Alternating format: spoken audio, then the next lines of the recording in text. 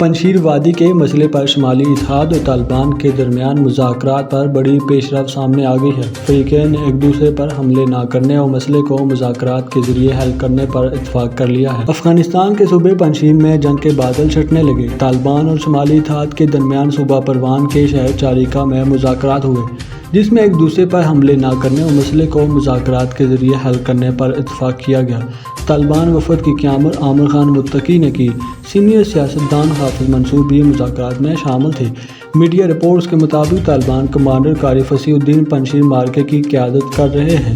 انہوں نے بھی امید ظاہر کی ہے کہ پنجشیر میں لڑائی نہیں ہوگی، معاملہ بات چیت سے حل ہو جائے گا۔ اس سے پہلے پنجشیر وادی کے لیڈر احمد مسعود نے امراللہ صالح کے ساتھ مل کر طالبان کے خلاف مزاحمت کا اعلان کیا تھا۔